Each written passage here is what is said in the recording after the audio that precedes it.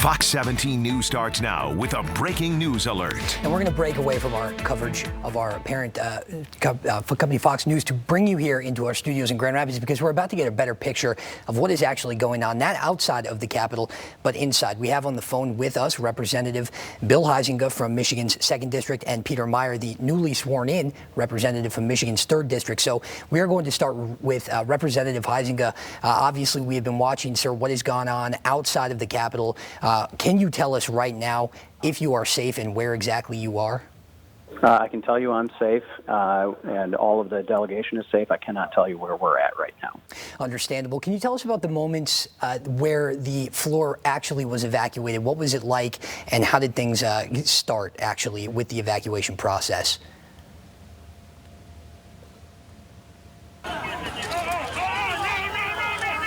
Going on, then it quickly escalated with a couple of announcements that there had been an individual that breached it came into the Capitol, and then it became evident that it was far more than that. They started very quickly locking down the House chamber, locking all the doors, getting all the members in, and they escorted all of the leadership, Speaker Pelosi, Steve Scalise, and others out of the chamber. There was an attempt to continue with the debate about Arizona and the electors there. That pretty quickly became evident that we were not going to be able to proceed. As they were starting to get some folks out, there was an attempted breach into the House chambers. Capitol Hill Police and a few members were honestly getting ready to barricade. I actually was carrying one of the benches towards the door to help build the barricade when there was a very loud noise. It did not sound like a gunshot, and one of my military friends said, and from his experience, it sounded more like tear gas or what they call a flashbang grenade. That's what it sounded like to me, like it hit the glass. Obviously, if I took a couple more steps towards the door when they started screaming, shots fired, get down. And so I dropped the bench. I was carrying it with another Capitol Hill police officer, I believe.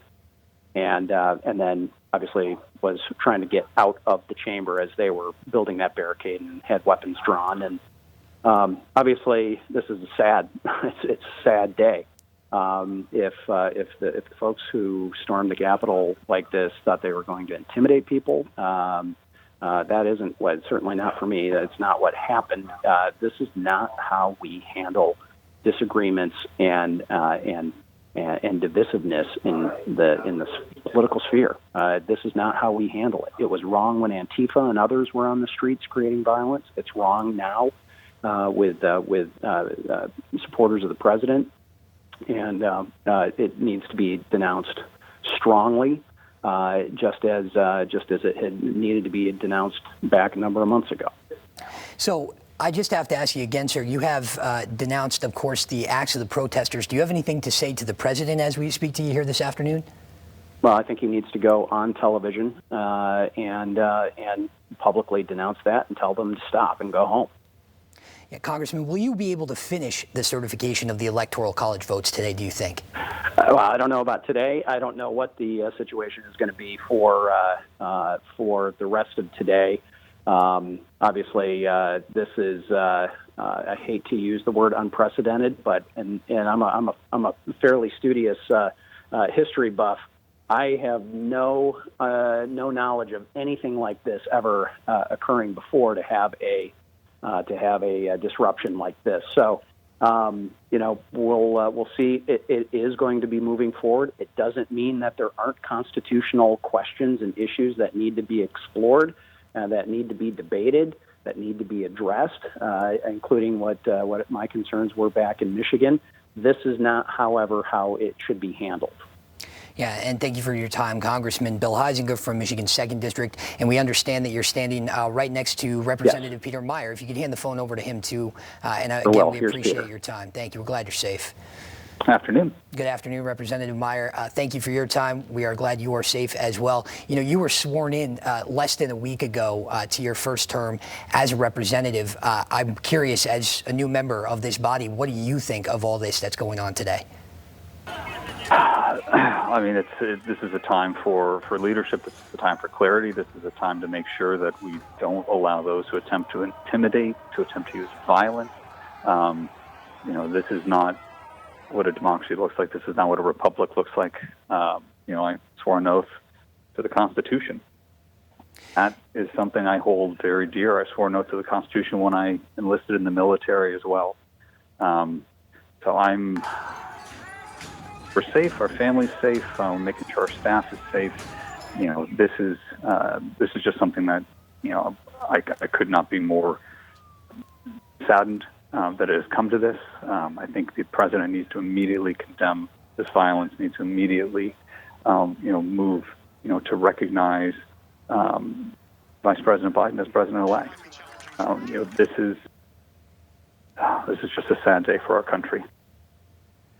Indeed. And again, as you are one of the youngest members of Congress, Congressman Meijer, and so I'm also curious to get your thoughts on what this means for the future of politics. This is going to be a day we can just assume that will be remembered for a long time, not just in politics, but in American culture altogether. And so as one of the youngest members of this body, what do you think this means for the future of politics going forward?